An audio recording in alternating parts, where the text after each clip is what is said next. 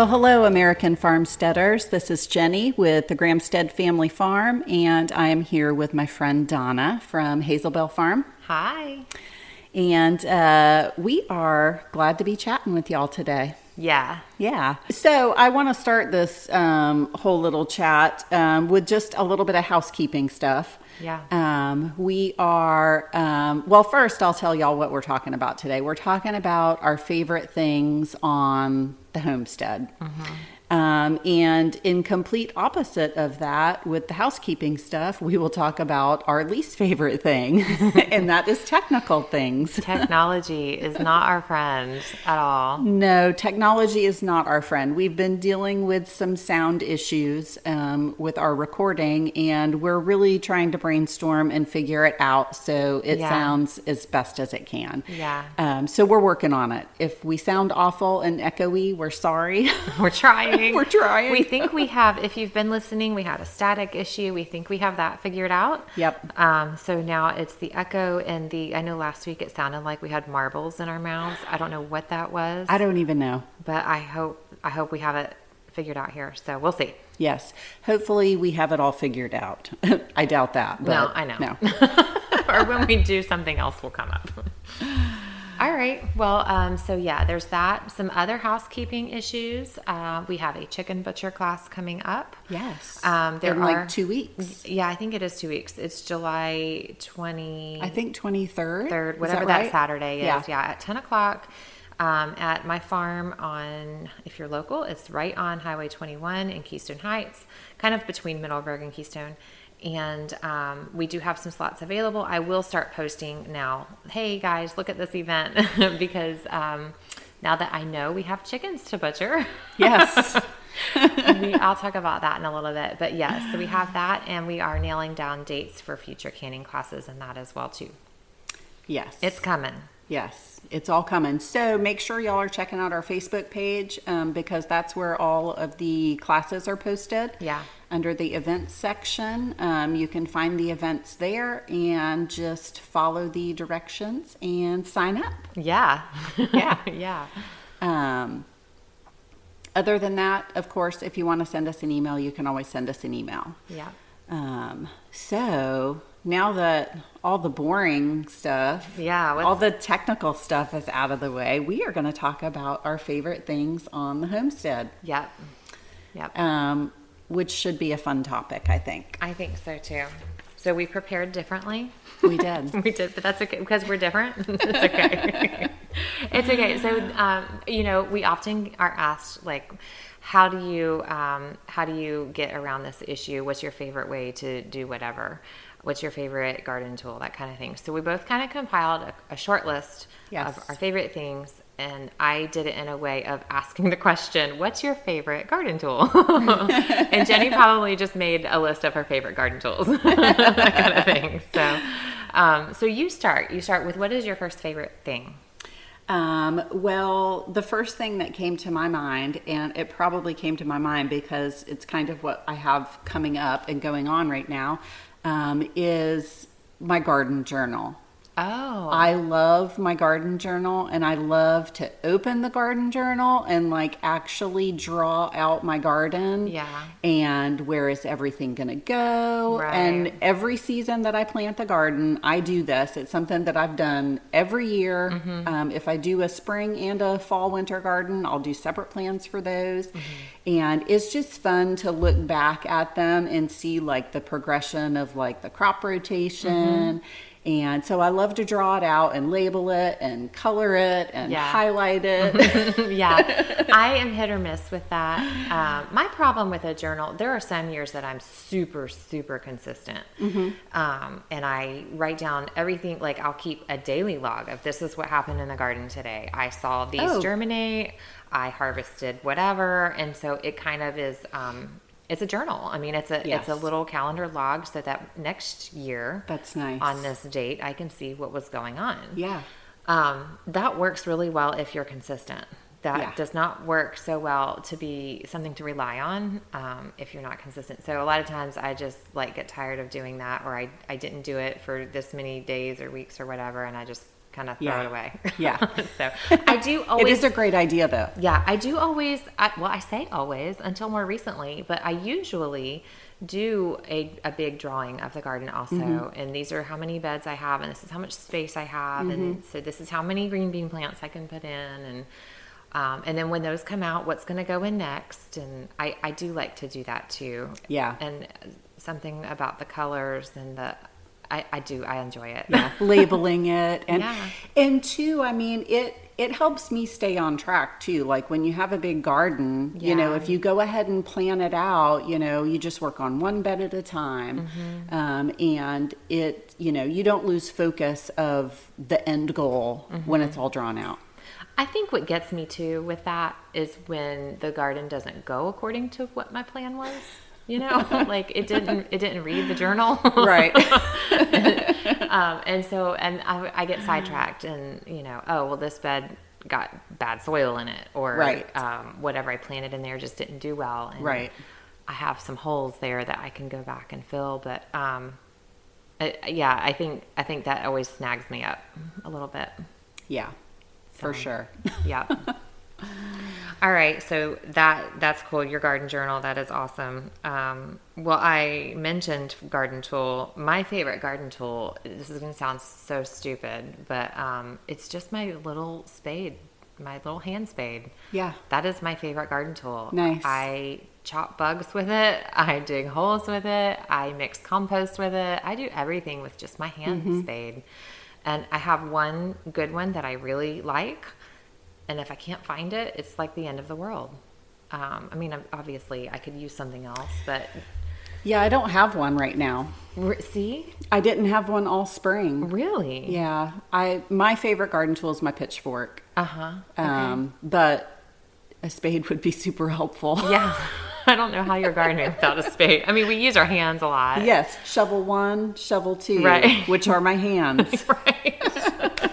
Yeah, that does work. That does work. I really don't care to stick my hand in the middle of the whatever I'm stirring up. No. You know? No. I have a stir stick out there for like when I'm doing like a wet fertilizer, like chicken poo water or something like that. I have a stir stick Which out is there. like a yardstick size piece of lumber or something. Yeah. Yeah. Okay. Yeah. Like a piece of trim board you found. Hey, that's a good stick. Right. I think right now it's a cut section of like a metal pole. Yeah. So That's funny. yeah. That is funny. But yeah, my pitchfork is my favorite garden tool by far. I mean, I use it as a broad fork. I use it to, you know, run along the top of my beds to make lines, mark to lines, seed yeah. stuff in. Yeah. Yeah. I use my pitchfork a lot. It works like a rake. Yep. Yep. It works like a shovel. Pitchfork does get used a lot at our farm too. Yeah. And then a scuffle hoe. I can't get by without my scuffle hoe. That would probably be number 2 on my list, especially early springtime. Yep. Yep. I agree. All right. What do you got next on your list? So, one of my favorite things about gardening in particular is a bowl of cherry tomatoes. A good variety. Like every year I try to grow different varieties, and I just love a big bowl of cherry tomatoes. All the different colors. I mean, The different sizes. The different sizes. Yeah. I love to have them just on my kitchen island for snacking and just for the beauty of them. Yep. I love a bowl of cherry tomatoes. It's one of my favorite things to grow, I would say. And I like to use them more in salads than a slicer tomato like I used yeah. to use because they're not as watery, Yeah. and I don't necessarily need all that in my salad.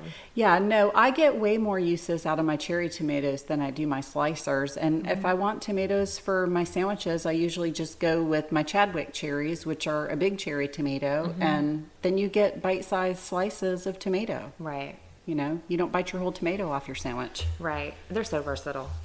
Yes. The cherries, they're Yep. good. I mean, because you could also use the cherries in sauces and canning and all of that too. And we do. We do. They're extremely versatile. And I'll tell you another thing that I love about tomatoes. My favorite smell is the smell of a tomato plant. I think somebody should make a perfume. It'll be like a Yankee candle. You know? That's such a great Right. idea.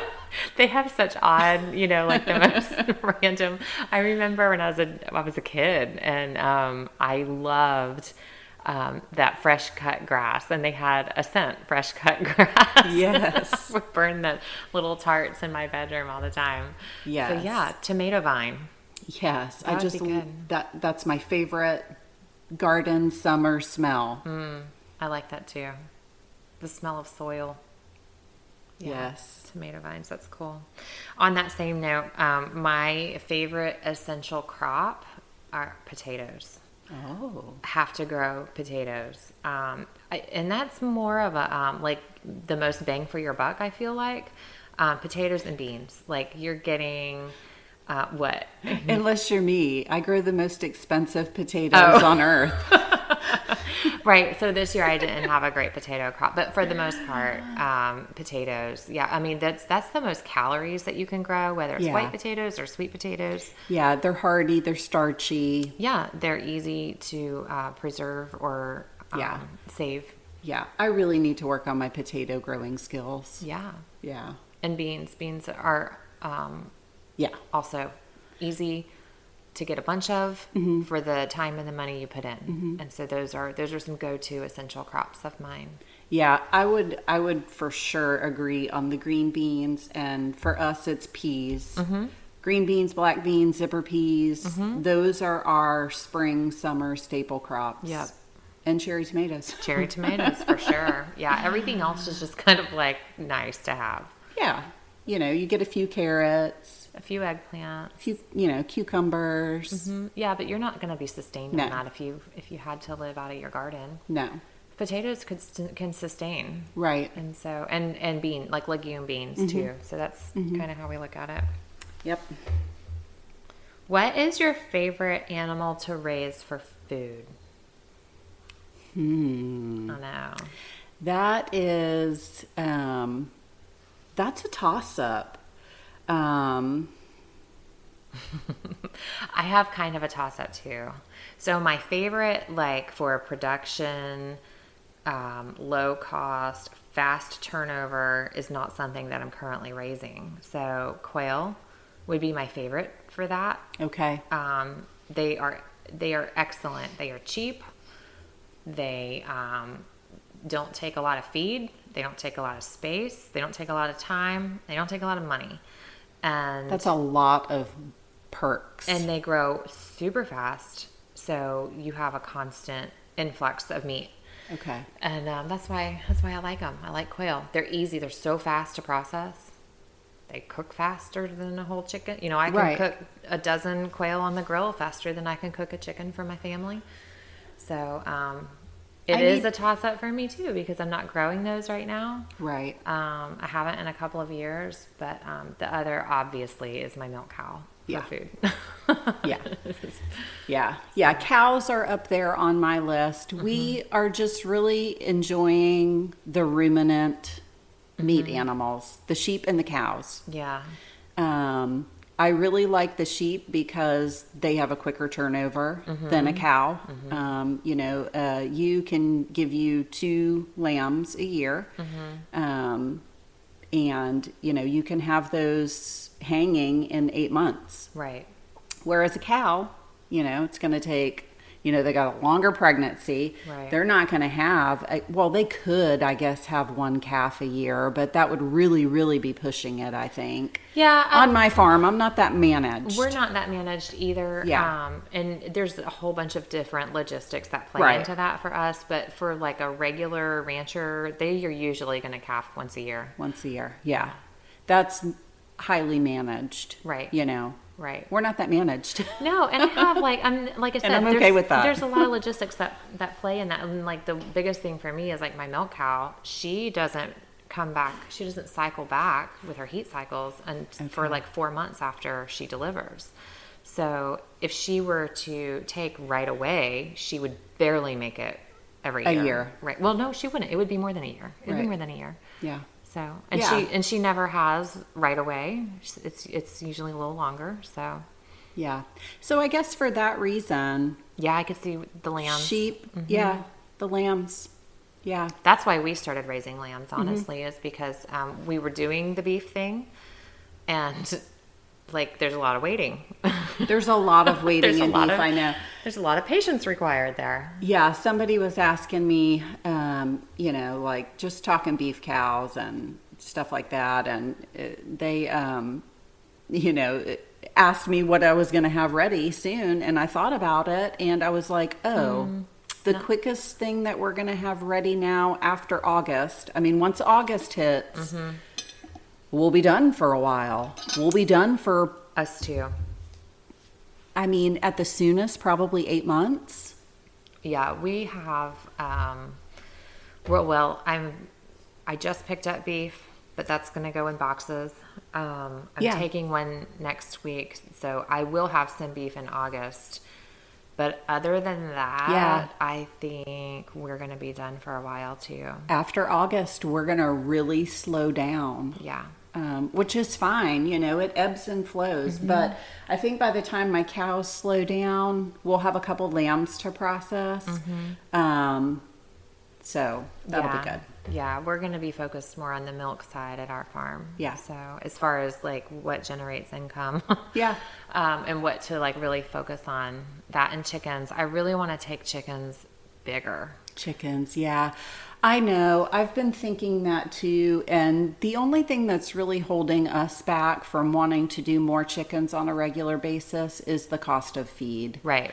now. Right. Um, That's a big one. That's the big it's thing. it's huge. Yeah. It's huge right now, because I've always, like, whenever I try to price stuff that I'm going to sell off of my farm, and really with any time I'm selling anything, I always start with asking myself, what would I want to pay for this? And so, I'd like to keep prices down as low as I can where I would feel comfortable purchasing that item. And chicken feed just isn't, set up right now with the prices Right. to be able to do it super affordably. It's just not. It's just not. It's not. It's not at all. We just went up on price on some of the things that we sell off of our farm because of the cost of feed. Yeah. And when I sat down to figure out what do I need to charge, like for milk, for example, and Yeah. so I went up a little bit, and then I looked back at our numbers over the last quarter and was like, I have been losing money. Yeah.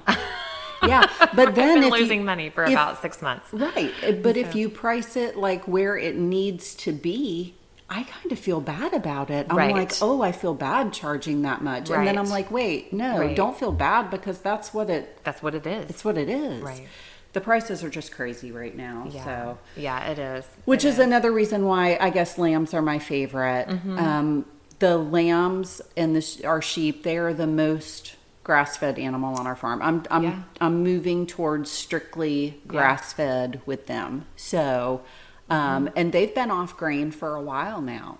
I'd say, I'm graining my one ewe who Yeah. recently lambed, and she Yeah. wasn't getting grain before that. And most of what she's getting is not grain. Most of it is alfalfa yeah, and beet pulp. Yeah. She gets like, honestly, it's a literal cup's worth of grain, Yeah. which is just like a sweet pellet, all stock kind of thing added in. yeah, And she's doing well on that. And now her little ewe lamb is eating with her, and so she's not getting all of it. right. So, yeah, that little lamb's she's a chunk. Is She is she? a chunk.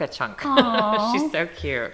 Very good. Yeah, she's That's very cool. sweet. Yeah, so yeah, the lambs are economical. They do really well on grass. The breeds that we have, you and Yeah. I, they do extremely well on grass. My little rams, they're not getting any grain at all. Unless by accident. Yeah.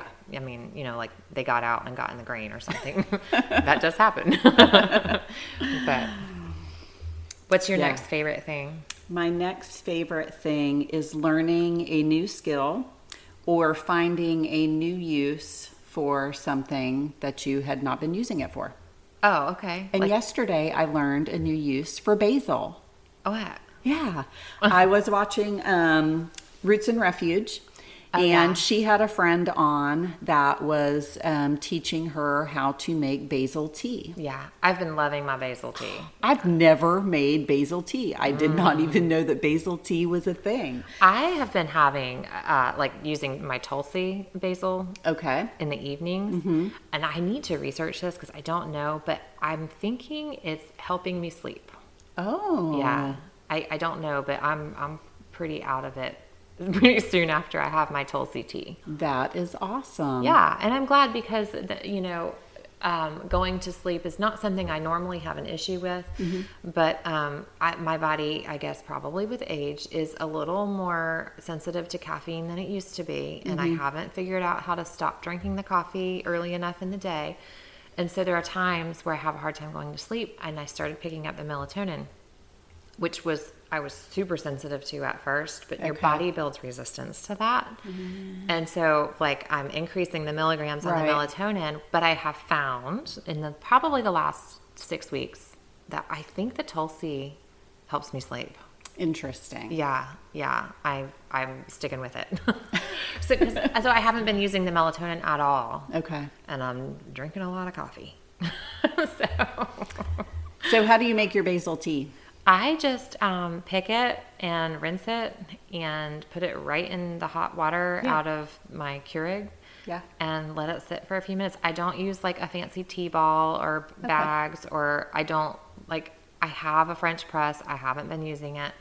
I just stick it right in the hot water and drink around the little floating Yeah. leaves and Okay. even flowers. Okay. So Yeah, they were using the half-gallon mason jars and putting 1 to 2 cups of basil in the bottom of the mason jar.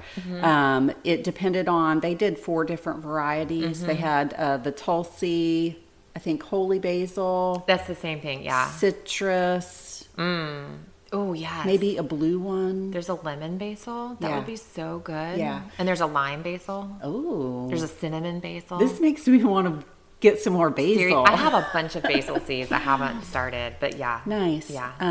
I think I just have like that, those store general varieties, like a Right. sweet basil, or is it Genevieve? Right. Yeah. So yeah, they were doing 1 to 2 cups in a mason jar and putting just off the boil water over it and letting it sit for like 20 or 30 minutes. And then putting a cup of honey and lemon juice. Yum. That sounds amazing. Yeah. So then did they chill it and serve it cold? Yeah, she said after you get it all combined, You can stick do it it in like the an iced fridge. You tea. can do like an iced tea. That's how they were drinking it. Okay. As a cold iced tea. Yum. Yep. That sounds amazing. Yeah. So I love it when you can figure out new things. Yeah. When you said that, I thought you meant like with the junk we collect on the farm. You know That's what I cool, mean? too. Like repurposing stuff. That's what I thought you meant. Yeah, that is cool too. Yeah. And then my other favorite new skill has to be tanning hides. Oh, that is And, super cool. I mean, who knew that I would find that interesting? And I really enjoy doing that. Yeah. It's relaxing. I wonder, so when are you considering doing a lamb hide? Yes. So that's a thinner skin than a cow. It is. It's more like a buckskin, and you can get, a softer version. I've seen a couple of videos where a girl makes little bathroom rugs out of Right. the white lambs, You mentioned that before. and she brushes them out, and they're really pretty. So, but I don't know how. I don't know how that would work around here. I mean, my floors are dirty, our feet are dirty. Oh yeah, I couldn't put it on the floor. Like Maybe like to, I as love- a I love over the the couch idea. kind of throw or that would be cool. something like that. I don't Maybe know. like a little to cover the arms Right. on the chairs. Right. You could probably do something like that. So yeah, I just think it's cool to learn a new skill. I like it. Yep. I don't have any new skills lately. I don't think. I can't think of anything I've learned new other than, our big thing right now is working on regenerative grazing. Yes. I mean, but that I feel like is never going to be anything that I have perfected in this lifetime. Like, I think that that's something, it's like golf. Like, you can always get better at it. Yeah, I mean, well, regenerative grazing, I mean, it's always changing. Right. You're always moving animals. Right. You're always, going to open up a new area essentially because it's an area that they haven't been in a while. And, Right. So it's constantly changing. Yeah, that's the thing. That's the skill that we are working on. Yeah. And I would say that the skill that I want to do is to get better at butcher. Yes. I would really like to. And lambs is something that I can work on because that's a smaller thing. I've tried to talk my people into letting me butcher deer, when they slaughter deer. But the deer that we get here, like you're not getting cuts off of those deer. No, you're not. Up in the Midwest, No. or out west where they have like large mule deer and there's like cuts of meat you can Yes. get off of those animals. Here, it's like you got a tenderloin and you got some ground meat and that's about it. Yeah. Or There's not- stew meat. Yeah, Yeah. exactly. So Yeah. we are, I really want to learn more. And even like hogs are like that as well. Your wild hogs, you're not really going to get cuts off of around here.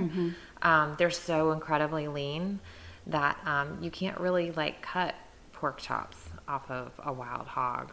But so the times that we've had those things that are a good animal for me to practice on is like, it's just not the right animal. Right, because essentially you're wanting to do nice cuts Right. for the dinner plate. Yeah. Yeah. Yeah, it's so different. And lamb, I think, is a great place to start with that. I think so. I mean, we've only done one, but, and Tori pretty much did the whole thing from start to finish by himself. He was into it and I looking think he did a forward to. beautiful job. He did do a great job cutting the little steaks out of it, and we didn't get much ground. Like, we got a lot of cuts out of that. We ended up with a lot of roast.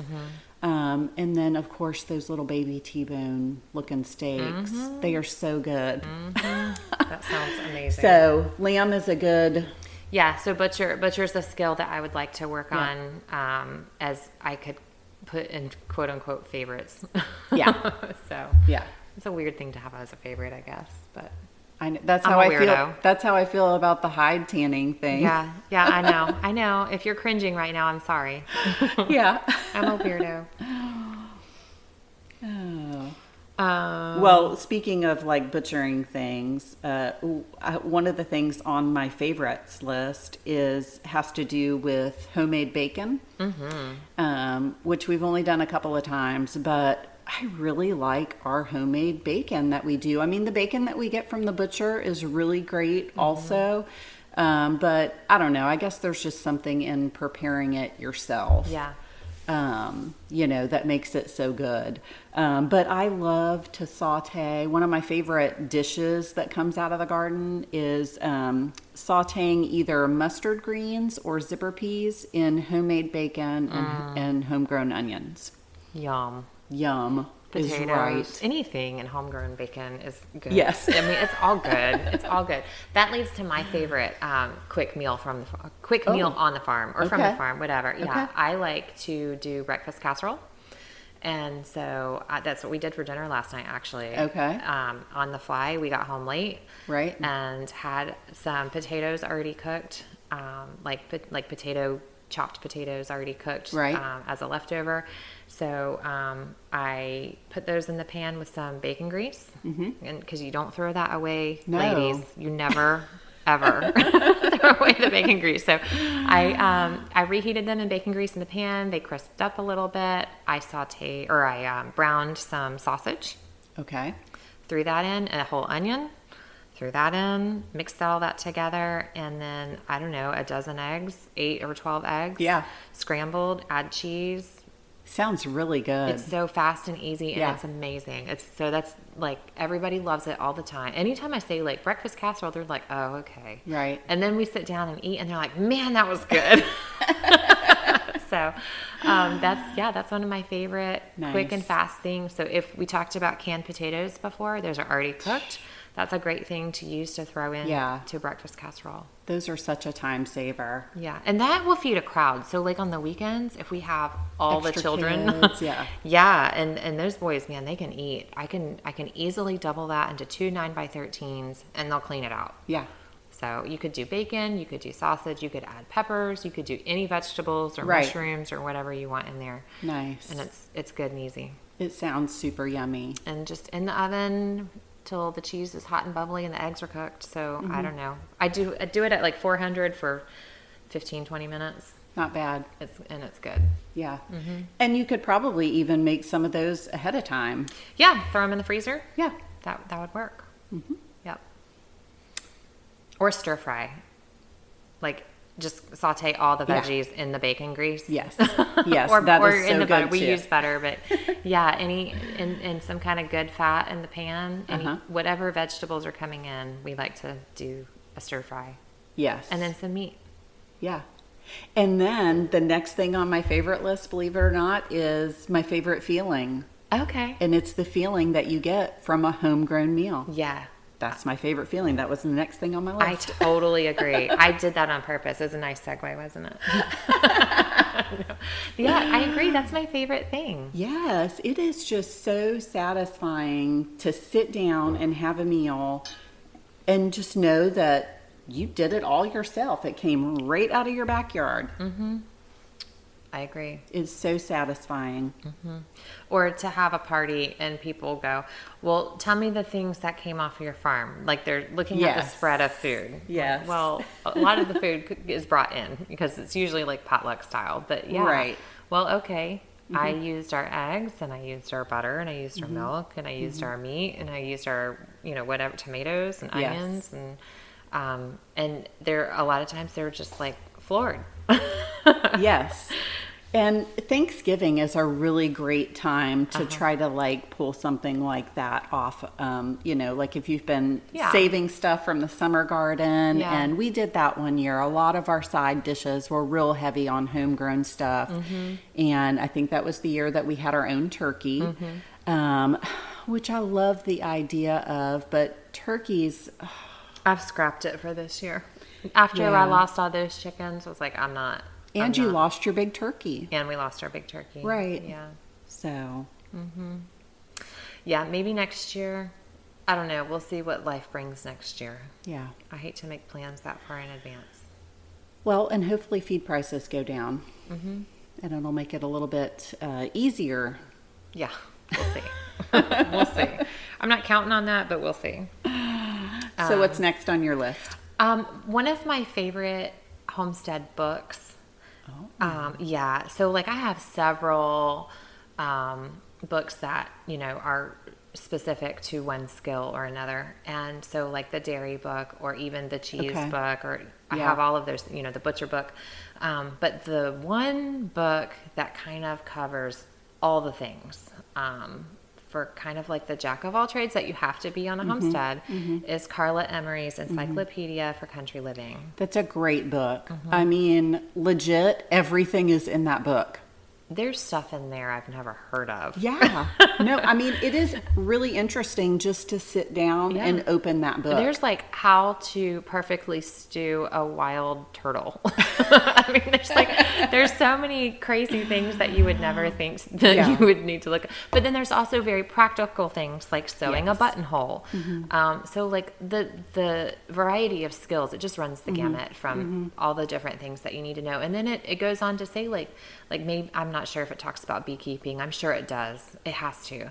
But somewhere like it might say like, I don't have all the details in here where the author, said I don't have firsthand Right. experience with this, but listen to this interview I did with this beekeeper, Nice. or let me direct you to the right avenues to get the information that you need, kind of thing. So yeah, I love that book. The one that I have was my grandfather's copy. That's a pretty cool copy. Yeah, it is. It's really neat. The pages are brown. Yeah. He used it. I mean, It's really he neat. referred to it frequently back in the 70s.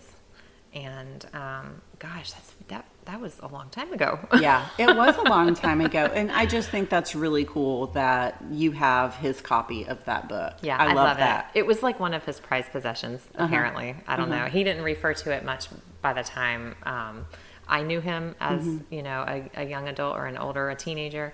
But I knew it was his, and I knew it was special. And then when my grandmother was cleaning out some things, my mom got it. And I called dibs on it. Right? Pretty quickly. Like, that's mine.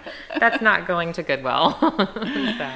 Well, and you can tell that it was a well-loved book. Oh yeah, the pages Yeah. are tattered. Yeah. Yeah. That's cool. It's my favorite. So it's full of information. You can get a new revised copy. I know you have one. So if y'all are looking for something like that, the Encyclopedia for Country Living, well worth every penny. Absolutely. By Carla Emery, right? Yep, Carla Emery. And so my favorite book is right behind me, and it goes back to trying to learn that new skill that we're both trying to implement more on our farm, rotational grazing.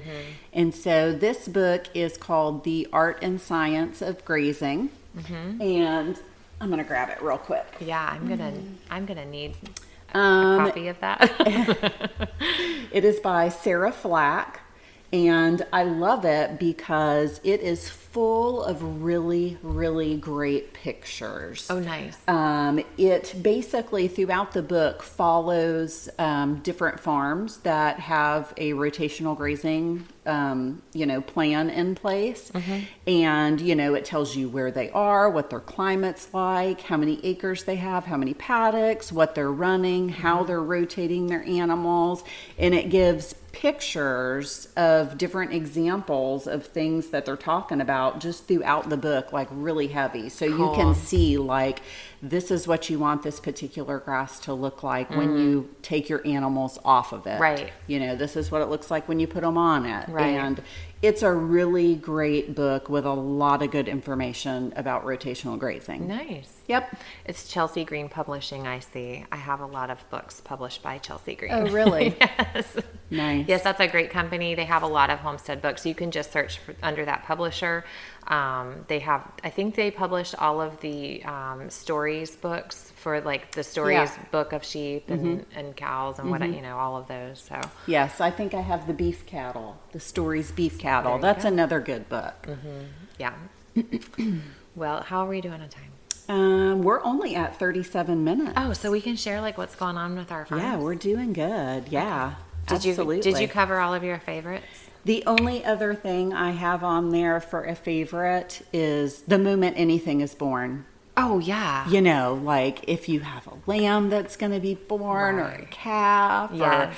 the pigs. I mean, those baby piglets when they were born, that was just the coolest thing. Yeah. That was so much fun. I have love to say, that. even though we don't love cats, Yes. when we had kittens, it was exciting. Yes. It was just as fun. Yes. Any babies on the farm are just amazing. It is. New life is always amazing. I agree.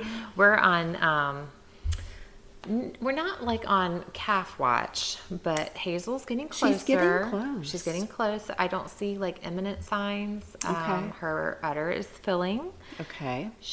Her belly is dropping, and those things are happening sooner than I've seen her do in the past. Okay. So that's exciting. But I mean, like we watch her tail ligaments, and that's all still intact. So And so she's what, 2 weeks away from her due date? Is that right? about two, yeah, I think about 2.5. About 2.5. Okay. Yeah, That's so exciting. I'm giving her. We're taking bets and guesses at our house, and I'm guessing she's due the 25th. Okay. And I'm guessing she's going to go 10 days early. So the Okay. 15th. That would be about a week. About a from week now. away, yeah. And who is she bred to? She's bred, we did artificial insemination Okay. to an Angus bull called something Excalibur. Okay. He's supposed to be a good low birth weight bull. So we Nice. used him on our Hazel. And actually the next one that's due right after her is Rose. She's a heifer, first Okay. time heifer. And so she's a nice beefy looking girl. She's just a mutt. Like everybody thinks she's a red Right. Angus. She's not. She's a mutt. She's mostly Hereford. But yeah, we crossed her to the same bull, used Okay. the same kind of straw, and we're real excited to see what And when she is can she due? throw.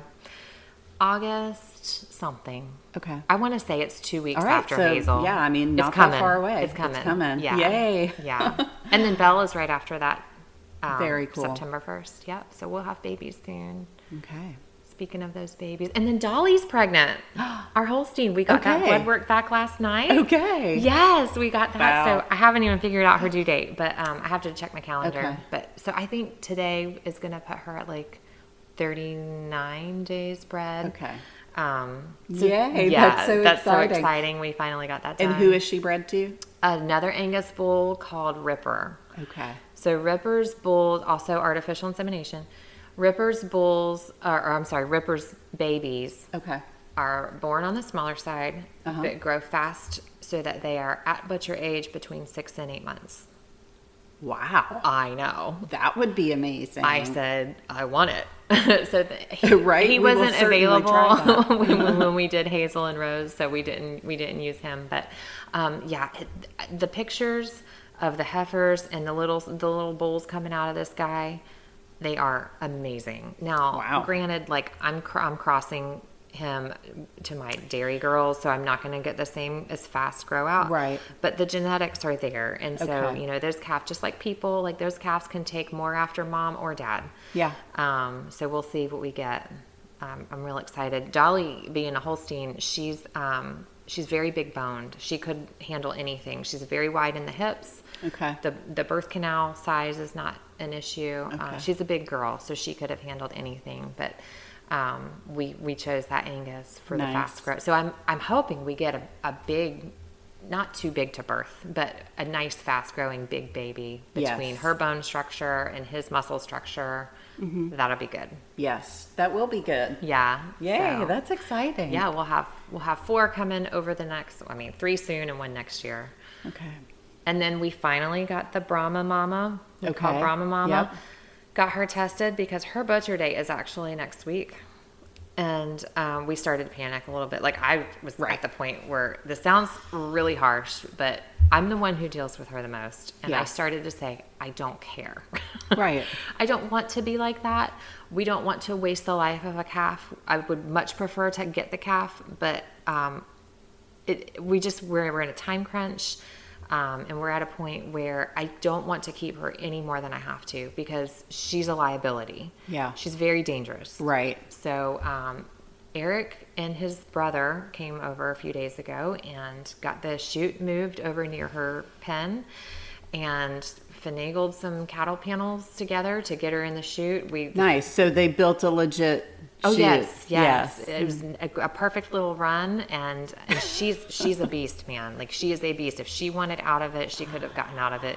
Right. She ran in the chute. The 3 of us together got it all in working order, Good. and got her squeezed so I could pull blood from her tail, and she couldn't kill me, Right. or anybody else, which was the concern. Right. And then she right back to where she was supposed to go. Everything went very, very smoothly. She wasn't happy about it by any means, but Well, yeah. it went as good as could be. First stick, blood. Nice. She went right back to the pen where she was supposed to go, followed a bucket, and it was good. She is not pregnant. Yes. I'm glad. I'm so glad. Like for a while, it was like, yes, we got a free baby coming. Yeah. But now, no, I'm so It's- glad. So she can that's leave good. next week, and That's good. She's a little bit older, past her prime for good cuts of roast and things like that. Yeah. But we have a lot of people asking for burger and stew packages. Yeah. So that's what most of what she's Yeah. huge. Nice. She's huge. So we'll have a lot of those packages in August. That'll be great. Yeah.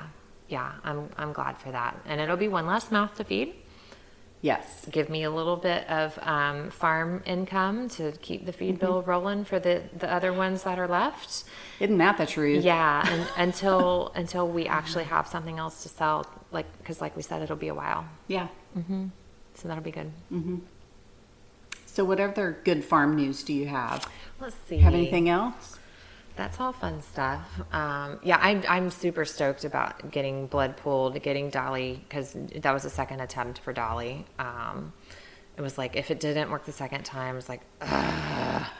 Yeah, I mean, you can only have so many attempts. Yeah, it just feels so defeating. I had a buyer for Treasury. Okay. Because she's one who we've made the decision to let go of because Yeah. I really don't need 3 milk cows. Yeah.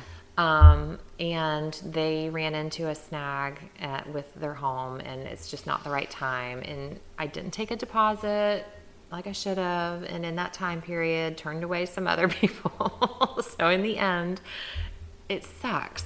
But she does not have a home. She's still open and not in milk, and just costing me money. So. Yes. I might send her to the AI tech's house. Okay. And let him board her. Right. So that he can watch for the Okay. perfect time and catch her in heat. And That might not be a bad way to go. yeah, I think she needs that, or we might do live cover.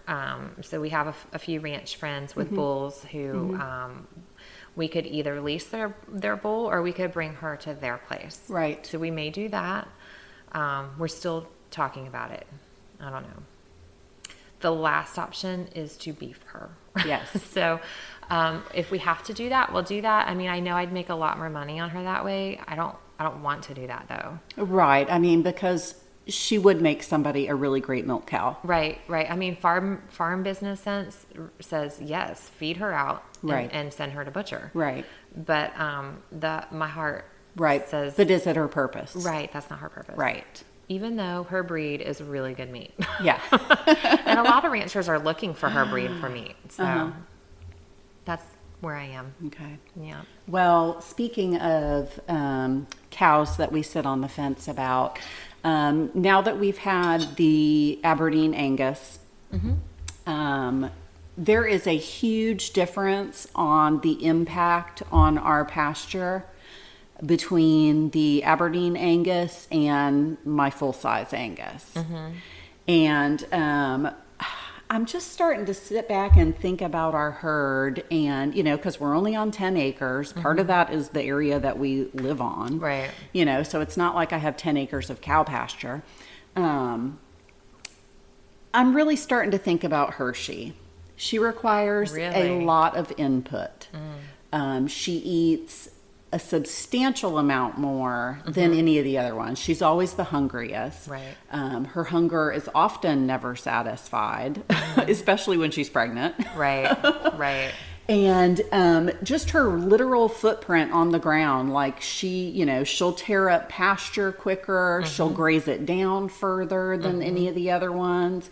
And so I'm just starting to kind of wonder, like, Minis might be Is- your fit. right, like, is this the best farm for Hershey? Right. Well, But then I think about, okay, well, I've got baby Ruth, which is her calf. right. Which, I mean, she's getting pretty big too, and she's a hungry little thing too. Are you going to keep her, or are you going to butcher her? Well, I think maybe she is pregnant. Ruth. Okay. Yes. Baby Ruth, Okay. who is 14 months old. I think possibly that she's newly pregnant to our Aberdeen bull, Okay. which would be good because he's smaller.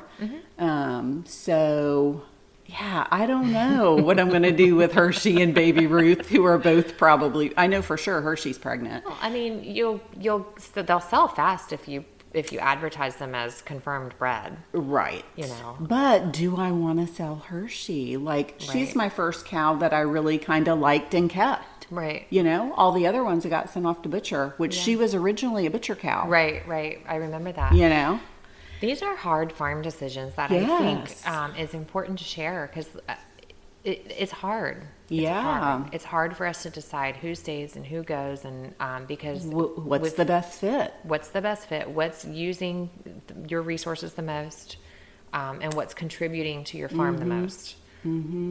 It's because it's life. It's hard. Yes. It's really hard. Yep. It is tough decisions, so we'll see. It's on my brain. I honestly don't see me selling her bread. No. So let her calf first. Yeah, because she's probably going to calf in if she got bred in December, which, Oh yeah. yeah, So it'll Yeah. be October. yeah.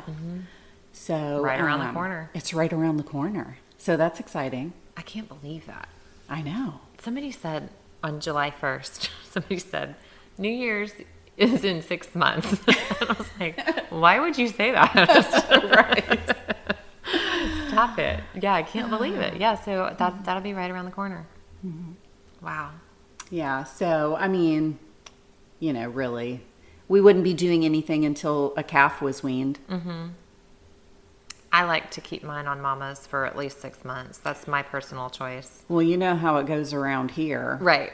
Oh, yeah. I mean, I'm not saying that's what always happens. Right. I said at least. I said at least. Yeah, so we have tried to wean baby Ruth off of Hershey twice. Both times they were separated for a couple of months and put back together, and baby Ruth goes right back to nursing. And baby Ruth is not a baby. She's 14 months old. And Hershey lets her. And Hershey lets her. Yeah. So... You don't need her nursed on now that she's I know. just a couple months out from calving. But now that baby Ruth is not a baby and is probably bred, if she's bred, she may not do that now. I hear a lot of stories where people say once they're bred, their hormones kind of take over and they won't do that. But I feel like that's a 50-50. Right. Because old habits die hard. Yeah. and that's really what it is. Okay. You know? Well, I haven't seen her like have a heat cycle. She's looking awfully round. Yes, she's looking plump. So, but we didn't get the bull until March. April, May, June. I mean, it would be about the time that she would start looking kind of round. But for the first 2 weeks that we had them, she was not, or no, wait, she was with him. It was Hershey that wasn't with him. Right. She was in the front. Hershey was up front. Baby Ruth was in the back with the bull. So, anyway, that'll be interesting. That will be. Well, I can't think of anything extra fun. But yeah, you have new fence going up. That looks great. Yes. We were able to put up some new fencing. And so it basically will fence off our 2 sections of woods that we rotationally graze the sheep through. And so I'll have fence on 3 sides of those sections of woods. And so I'll just have to, every time I move the sheep, just move 1 line. Yeah, that'd be nice. So That'd be so nice. Eventually it would be nice to continue the fence, but you know, that probably won't happen for another year, really, you know, with the cost of lumber. So if we get that 4th side done, then we just run hot wires, you know, down the center. I love it. Yep. So that was really nice to be able to get that fencing put up. And it looks nice. Yes, thank you. It's very pretty. Yeah, we got to finish the posts and put the face plates on it, and I think I might paint it black. Nice. We may have a jug of black fence paint. Oh. I'll have Eric look. Yeah, that would be amazing. I don't think we'll be using it. That would be amazing. I think it was left behind. It may not have even been the sellers when we bought the house that we're in. Okay. It may have been the sellers of the last house we were in. Okay. Because she had left a bunch of stuff like that too. So that might, I know there was some. I don't know if we still have it or not. Okay. So I'll find out. Yeah. Yeah, so, yeah, we're 53 minutes in now. Okay. Yeah. So, yeah, that's about it. Those are some of our favorite things. Yeah. A broody hen. A broody hen. I do have it. That's the only other exciting thing I can think of is a broody hen. And sometimes that is my favorite thing. So I decided to let her sit.